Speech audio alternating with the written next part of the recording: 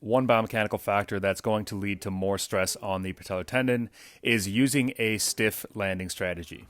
If you can land with a little more knee bend with an extended collision, it's going to be better for your patellar tendon in the long run.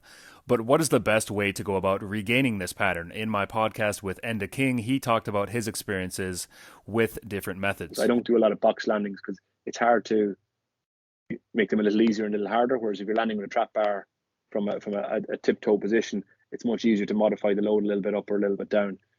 Not that one is good or one is bad. It's just I find it easier to coach. So the box landings look like this. An athlete will drop off a box, try to land in about 60 to 90 degrees of knee flexion so that they're not landing stiffly. As you can imagine, someone with patellar tendinopathy will have to use a very small box, and it kind of gets sketchy to overload this over time in an athlete who experiences anterior knee pain. The other exercise Enda mentioned, and the one that he's more a fan of, is the trap bar landing. What you do is you stand there, you go up on the toes, then you drop down to the 60 to 90 degrees of knee flexion, and maybe you hold for 1 to 2 seconds. As you can imagine, for someone with patellar tendinopathy, this is probably going to feel a lot better, but it's going to accomplish the same thing of getting away from that stiff landing strategy.